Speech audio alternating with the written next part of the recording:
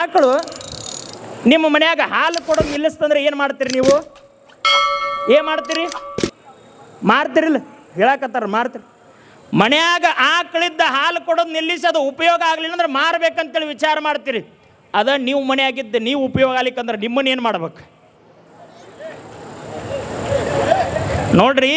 ಮನೆಯಾಗಿದ್ದ ಆಕಳು ಉಪಯೋಗ ಆಗಲಿಲ್ಲ ಅಂತೇಳಿ ಮಾರಬೇಕನ್ನೋ ವಿಚಾರ ಬರ್ತದೆ ನೋಡ್ರಿ. ನೀವು ಕೆಲಸ ಮಾಡ್ತಿರ್ತೀರವ, ಕೆಲಸ ಮಾಡ್ಬೇಕಾದ್ರೆ ನೀವು ಕೆಲಸ ಮಾಡ್ಬೇಕಾದ್ರೆ ಯಾರ ಬಂದು ಮಾತಾಡ್ಸಕತ್ರ, ನನ್ನೇನು ಮಾತಾಡಿಸ್ತಿ? ಕುಂತೈತಿ ನೋಡು ಮೂಲ್ಯಾಗ. ಕುಂತಿರೋದು ಯಾವ್ದು? ಮೂಲ್ಯಾಗ ಯಾವುದು ಇರೋದೇನ್ರಿ? ಮೂಲ್ಯಾಗಿರೋದು ಕಸಬರಿಗೆ. ಖಾಲಿ ಕೂತ್ರ ಕಸಬರಿಗೆ. ಆದ್ರೆ ಹೇಳ್ತಾರೆ ಡಿ ವಿ ಜಿ ಅವರು, ನೀ ಕಸಬರಿಗೆಯರಾಗು. ಯಾಕಪ್ಪ ಅಂತಂದ್ರೆ ಕಸಬರಿಗೆ ಒಂದು ದಿವ್ಸಕ್ಕೆ ಎಷ್ಟು ಸಲ ಉಪಯೋಗ ಆಗ್ತಿರ್ತೀರಿ? 2 ಸಲ ಆಗತ್ತೆ. ಹೇಳ್ರಿ ಹೊಟ್ಟೆ ಕೈ ಮಾಡ್ರಿ. 2 ಸಲ ಆಗತ್ತೆ ರೀ? 4, 3, 5 2 ಸಲ ಉಪಯೋಗ ಆಗತ್ತಿಲ್ಲ. ಅದ ಖಾಲಿ ಕೂತು ಮನುಷ್ಯ ಉಪಯೋಗ ಆಗ್ತಾನೆ ನೋಡ್ರಿ. ನೀನು ಸಸಿ ಆಗಲಿಲ್ಲ ಅಂದ್ರೂ ಪರವಾಗಿಲ್ಲ, ಶಿಶು ಆಗಲಿಲ್ಲ ಅಂದ್ರೂ ಪರವಾಗಿಲ್ಲ, ನೀನು ಹಸುವಾಗಲಿಲ್ಲ ಅಂದ್ರೂ ಪರವಾಗಿಲ್ಲ, ಈ ಭೂಮಿಗೆ ನೀ ಕಸಬರಿಗೆ ಯಾವ್ದಪ್ಪ ಅಂತಂದ್ರೆ ಈ ಗುರು ಮನೆಯನ್ನು ಸ್ವಚ್ಛ ಮಾಡಬಹುದು, ನಿನ್ನ ಮನೆಯನ್ನು ನೀ ಸ್ವಚ್ಛ ಮಾಡ್ಕೋಬಹುದು, ಈ ಗುರು ಪಟ್ಟದೇವರ ಅಂಗಳವನ್ನು ಸ್ವಚ್ಛ ಮಾಡಿ ನಿನ್ನ ಜೀವನವನ್ನು ಪಾವನ ಮಾಡ್ಕೋಬಹುದು ಅಂಥೇಳಿ ಡಿ ವಿ ಜಿ ಅವ್ರು ಹೇಳ್ತಾರ. ಆಗೋದಾದ್ರೆ ಈ ದರೆಗೆ ನೀ ಏನೂ ಆಗಲಿಲ್ಲ ಅಂದ್ರೆ ಈ ದರೆಗೆ ಕಸಬರಿಗೆ ಯಾ ಗಿಳೆಗೆ ಮಂಕುತಿಮ್ಮ ಅಂಥೇಳಿ ಡಿ ವಿ ಜಿ ಅವ್ರು ಹೇಳ್ತಾರ. ಅಂದಮ್ಯಾಗ ನಮ್ಮ ಬದುಕು ಸಾರ್ಥಕ ಆಗಬೇಕಪ್ಪ ಅಂತಂದ್ರೆ ಒಂದಿಷ್ಟು ಒಳ್ಳೆಯ ಕೆಲಸವನ್ನು ಮಾಡಬೇಕು.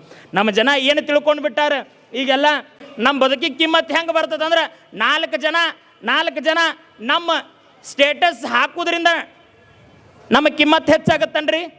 ಇಲ್ಲ. 4 ಜನ ನಮ್ಮ ಸ್ಟೇಟಸ್ ಹಾಕೋದ್ರಿಂದ ನಮ್ಮ ಕಿಮ್ಮತ್ತು ಹೆಚ್ಚಾಗೋದಿಲ್ಲ. 4 ಜನ ನಮ್ಮ ಸ್ಟೇಟಸ್ ಹಾಕಿಲ್ಲ ಅಂತೇಳಿ ನೋವು ಮಾಡ್ಕೋತೇವೆ. ಹಂಗಂತೇಳಿ ನಮ್ಮ ಬದುಕಿನ ಕಿಮ್ಮತ್ತು ಕಮ್ಮಿ ಆಗೈತನ? ಇಲ್ಲ. ನೋಡ್ರಿ, 4 ಜನ ಸ್ಟೇಟಸ್ ಹಾಕ್ಯಾರಂತೇಳಿ ನಮ್ಮ ಬದುಕಿನ ಕಿಮ್ಮತ್ತು ಹೆಚ್ಚಾಗೋದಿಲ್ಲ. 4 ಜನ ಸ್ಟೇಟಸ್ ನಮ್ದು ಹಾಕಿಲ್ಲ ಅಂತೇಳಿ ನಮ್ಮ ಬದುಕಿನ ಕಿಮ್ಮತ್ತು ಕಮ್ಮಿ ಆಗೋದಿಲ್ಲ. ನಿನ್ನ ಸಾಧನೆ ನಿನ್ನ ಕಿಮ್ಮತ್ತನ್ನು ಹೆಚ್ಚು ಮಾಡ್ತದೆ ಹೊರತು ವಾಟ್ಸಪ್ ಸ್ಟೇಟಸ್ ನಿನ್ನ ಬದುಕನ್ನು ಹೆಚ್ಚು ಮಾಡೋದಿಲ್ಲ. ಇದನ್ನು ಅರ್ಥ ಮಾಡ್ಕೊಂಡು ನಾವು ಬದುಕಬೇಕು. ನೋಡ್ರಿ, ಹುಟ್ಟುವಾಗ ನಾವು ಹುಟ್ಟಿದಾಗ ನಮಗೆ ಉಸಿರಟ್ಟ ಇರ್ತದೆ. ನಾವು ಹುಟ್ಟಿದಾಗ ನಮಗೆ ಉಸಿರಟ್ಟ ಇರ್ತದೆ. ಹುಟ್ಟಿ ಉಸಿರು ಬಂದ ಮ್ಯಾಗ ನಮಗೆ ಹೆಸರು ಕೊಡ್ತಾರೆ. ಆದ್ರೆ ನಾವು ಸತ್ತಾಗ ಉಸಿರಿಲ್ಲ, ಹೆಸರು ಮಾತ್ರ ಇರ್ತದೆ. ಹುಟ್ಟಿದಾಗ ಉಸಿರಿತ್ತು, ಹೋದ ಮ್ಯಾಗ ಉಸಿರಿಲ್ಲ. ಅದಕ್ಕೆ ನಾವು ಸಾಯು ಹೊತ್ನ್ಯಾಗ ನಮಗೆ ಉಸಿರಿಲ್ಲಾರ್ದಂಗೆ ಹೋಗಬಾರ್ದು, ಹೆಸರಿಲ್ಲಾರ್ದಂಗೆ ಹೋಗಬಾರ್ದು. ಒಂದಿಷ್ಟು ಒಳ್ಳೆಯ ಕಾರ್ಯವನ್ನು ಮಾಡಿ ಹೋಗೋದನ್ನು ನಾವು ಮಾಡಬೇಕು ಅನ್ನುವಂತಹ ಮಾತನ್ನು ತಮಗೆಲ್ಲರಿಗೂ ಹೇಳಿ ನೋಡ್ರಿ. ಇಲ್ಲ ಹಸುವಾಗು ಅಂತ ಹೇಳಿದ್ರು. ಹಸು ಅಂತಂದ್ರೆ ಏನು? ಆಕಳ ನೋಡ್ರಿ, ಹುಟ್ಟಿದಾಗ ಅದ್ರ ಮೂತ್ರನೂ ಉಪಯೋಗ ಆಗ್ತದೆ, ಅದರ ಸಗಣಿ ಉಪಯೋಗ ಆಗ್ತದೆ. ಬೆಳೆದು ದೊಡ್ಡದಂದ್ರೆ ಅದ್ರ ಹಾಲು ಕೊಡ್ತದೆ, ಅದ್ರ ಹಾಲು ಉಪಯೋಗ ಆಗ್ತದೆ. ಮುಂದೆ ಅದ ಹಾಲು ಮೊಸರಾತು, ತುಪ್ಪಾತು, ಬೆಣ್ಣೆ ಆತು ಬಿಡ್ರಿ.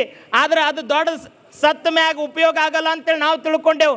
ನೀವೆಲ್ಲ ಹೋಗಿ ಕಟ್ಗರಿಗೆ ಕೊಡೋ ಬದ್ಲಿ ಅದ ಆಕಳನ್ನ ನಿಮ್ಮ ಹೊಲದಾಗ ನೀವು ಹುಗಿದ್ರಪ್ಪ ಅಂತಂದ್ರೆ 1.5 ವರ್ಷಕ್ಕೆ ಅದ ಮಣ್ಣನ್ನು ಹುಗಿದಿರುವಂಥ ಸುತ್ತಲ ಆಕಳ ಸುತ್ತಿರುವಂಥ ಮಣ್ಣನ್ನು ತೆಗೆದುಕೊಂಡು ನಿಮ್ಮ ಹೊಲದ ತುಂಬ ಹಾಕಿಬಿಟ್ರಪ್ಪ ಅಂತಂದ್ರೆ ಹೊಲ 3 ವರ್ಷ ಫಲವತ್ತು ಕೊಡ್ತದಂತ. ಅರ್ಥ ಇಷ್ಟ, ಇಟ್ಟರೆ ಸಗಣಿಯಾದೆ, ತಟ್ಟಿದರೆ ಕುಳ್ಳಾದೆ, ಸುಟ್ಟರೆ ನೊಸಲ ವಿಭೂತಿಯಾದೆ, ನೀನಾರಿಗಾದೆ ಎಲೆ ಮಾನವ ನೀನಾರಿಗಾದೆ. ಅದಕ್ಕೆ ಆಗೋದಾದ್ರೆ ಆಕಳಾಗು. ನಿನಗೆ ಸಸಿ ಆಗೋದಾಗ್ಲಿಲ್ಲ, ಶಿಶು ಆಗೋದಾಗ್ಲಿಲ್ಲ, ನಿನಗೆ ಹಸು ಆಗೋದಾಗ್ಲಿಲ್ಲ ಅಂದ್ರೆ ಕಸಬರಿಗೆ ಆಗಂತಾರವ್ರು, ಕಸಬರಿಗೆ ಆಗಂತಾರೆ. ನಿಮಗೊಂದು ಪ್ರಶ್ನೆ ಕೇಳಿ, ಏನಂತ ಹೇಳಿ? ಎಲೆ ಮಾನವ ಮನವೇ ನಾನೊಂದು ಹೂವು, ಮುಂಜಾನೆಗೆಂದು ಅರಳಿದೆ, ಮಧ್ಯಾಹ್ನಕ್ಕೆಂದು ಬಾಡಿದೆ, ಸಂಜೆಗೆಂದು ಬಿದ್ದೆ. ಅರಳಿ ಬಾಡಿ ಬೀಳುವ ಮುನ್ನ ಶಿವನ ಮುಡಿಯನ್ನೇರಿ, ಶಿವನ ಪಾದವನ್ನೇರಿ, ಶಿವನ ಸಂತೃಪ್ತಿಗೊಳಿಸಿದೆ. ನಾರಿಯ ಮುಡಿಯನ್ನೇರಿ, ನಾರಿಯ ಸಂತೃಪ್ತಿಗೊಳಿಸಿದೆ. ಮುಂದೆ ನಿನ್ನ ಜನನವಾದಾಗ ನಿನ್ನ ತೊಟ್ಟಿಲಿಗೆ ನಾನು ಶೃಂಗಾರಗೊಂಡೆ. ನೀ ಪ್ರಾಯಕ್ಕೆರಳಿದಾಗ ವಧುವರರ ಕೊರಳಿಗೆ ಹಾರವಾಗಿ ನಾ ಬಂದೆ. ಮುಂದೆ ನೀ ಸತ್ತಾಗ ನಿನ್ನ ಚಟ್ಟಕ್ಕೆ ನಾನೇ ಶೃಂಗಾರಗೊಂಡೆ. ಒಂದು ದಿನದ ನನ್ನ ಜೀವನ ನಿನ್ನ ಜನನಕ್ಕಾಯಿತು, ನಿನ್ನ ಜೀವನಕ್ಕಾಯಿತು, ನಿನ್ನ ಮರಣಕ್ಕಾಯಿತು. 100 ದಿನದ ನಿನ್ನ ಜೀವನ ಯಾರಿಗಾಯಿತು ಹೇಳ ಎಲೆ ಮನವೇ, ಯಾರಿಗಾಯಿತು ಹೇಳ ಎಲೆ ಮನವೇ ಅಂತೇಳಿ ಚಪ್ಪಾಳೆ ತಟ್ರಟ್ಟು ಸುಮ್ಮನೆ ಕೂತಿರಲ್ಲ. ಚಳಿ ಭಾಳ ಹಿಡಿದ ಅರ್ಥ ಮಾಡ್ಕೊಳ್ಬೇಕು. ಈಗಿನ ದಿನಮಾನದೊಳಗೆ ನಮ್ಮ ಬದುಕನ್ನು ನಾವು ಅರ್ಥ ಮಾಡ್ಕೊಳ್ಬೇಕು. ಬದುಕಂದ್ರೆ ಭಾಳ ಜನ ಫೋನ್ ಯೂಸ್ ಮಾಡೋದು ಬದುಕು, ಭಾಳ ಜನ ಐಫೋನ್ ತಗೊಳ್ಳೋದಂದ್ರೆ ನಾ ದೊಡ್ಡ ಬದುಕು. ಬದುಕಂತಂದ್ರೆ ನಾವು ರೀಲ್ಸ್ ಒಳಗೆ ಚಲೋ ತಂಗ ಸ್ಟೈಲ್ ಮಾಡಿ ಒಂದು ಕಾರ್ ಮುಂದೆ ನಿಂತು ಫೋಟೋ ತಗೊಳ್ಳೋದು ಬದುಕು ಅಂತೇಳಿ ಭಾಳ ಜನ ತಿಳ್ಕೊಂಡು ಬಿಟ್ಟಾರೆ. ಬದುಕಂದ್ರೆ ಫೋಟೋ ತೆಗೆಯುವುದಲ್ಲ, ಬದುಕಂತಂದ್ರೆ ಫೋನ್ ತಗೊಳ್ಳೋದಲ್ಲ, ಬದುಕಂದ್ರೆ ಕಾರ್ ತಗೊಳ್ಳೋದಲ್ಲ.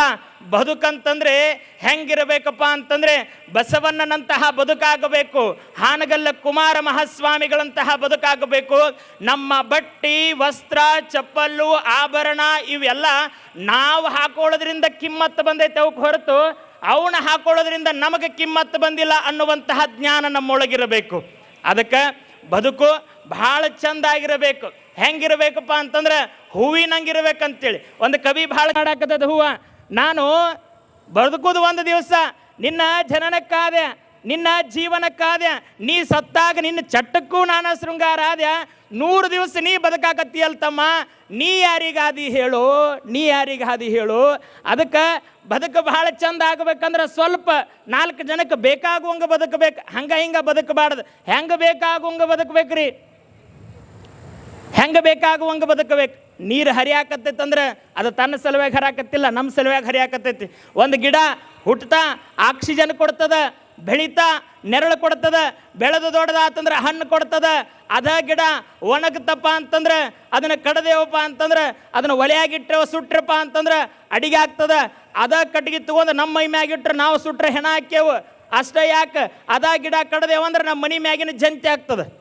ನೋಡ್ರಿ, ಒಂದು ಗಿಡ ಹುಟ್ಟಿ ಬೆಳೆದು ಹಣ್ಣು ಕೊಟ್ಟು ಅಷ್ಟು ದೊಡ್ಡದಾಗಿ ಅದು ಸತ್ತ ಮ್ಯಾಗ ಕೂಡ ನಮಗೆ ಉಪಯೋಗ ಆಯ್ತು. ನಾನು ಅದೀನಿ, ಯಾರಿಗೆ ಒಳ್ಳೇದು ಮಾಡೀನಿ? ಒಬ್ಬರಿಗೆ ಆಕ್ಸಿಜನ್ ಕೊಟ್ಟೇವ? ಇಲ್ಲ. 4 ಜನಕ್ಕೆ ನೆರಳು ಕೊಟ್ಟೇವ? ಇಲ್ಲ. ನಾವು ಇದ್ದಾಗೂ ಉಪಯೋಗ ಇಲ್ಲ, ಇಲ್ಲಾರ್ದಾಗೂ ಉಪಯೋಗ ಇಲ್ಲ. ಅದಕ್ಕೆ ಆಗುವುದಾದ್ರೆ ಸಸಿಯಾಗು ಅಂತ ಹೇಳ್ತಾರೆ ಒಂದು ಕಡೆ, ಸಸಿಯಾಗು, ಇಲ್ಲ ಶಿಶುವಾಗು. ಶಿಶುವು ನೋಡ್ರಿ, ಕೂಸು ಎಷ್ಟು ಚಂದ ಇರ್ತದದು, ಎಲ್ಲರಿಗೂ ಬೇಕಾಗ್ತದೆ. ಆಗುವುದಾದ್ರೆ ಶಿಶುವಾಗು. ನೀವು ಯಾರು ಕರೀಲಿಲ್ಲ ಅಂದ್ರೆ ಹೋಗ್ತದ. ಯಾವತ್ತು ಒಂದು ಕೂಸು ಸಣ್ಣ ಮಗು ಐತಲ್ಲ, ಅದು ತನ್ನ ಮುಂದೆ ಬರೋರು ಜಾತಿ ನೋಡಂಗಿಲ್ಲ. ಸಮುದ್ರ ಹೊಳಿಗೆ ಕೇಳತಂತ, ಏನಂತ, ಯಾಕೆ ನೀ ಇಷ್ಟು ಸಿಹಿ ಆಗಿರ್ತಿ ಅಂತೇಳಿ. ಅವಾಗ ಹೊಳಿ ಹೇಳ್ತು, ನಾ ಯಾಕಿಟ್ಟು ಸಿಹಿ ಅದಿನಂತೇಳಿ, ನಾ ಯಾವಾಗಲೂ ನಿರಂತರವಾಗಿ ಹರಿತಾ ಇರ್ತೀನಿ, ಅದಕ್ಕೆ ನಾ ಭಾಳ ಸಿಹಿ ಅದೀನಿ ಅಂತ. ಮತ್ತು ನಾ ಯಾಕೆ ಭಾಳ ಉಪ್ಪದೀನಿ, ನೀ ಯಾಕೆ ಭಾಳ ಉಪ್ಪದಿ ಅಂತಂದ್ರೆ ನೀ ಭಾಳ ನಿತ್ತಿರ್ತಿ, ಅದಕ್ಕೆ ನೀ ಭಾಳ ಉಪ್ಪದಿ ಅಂತ ಹೇಳ್ತಂತ.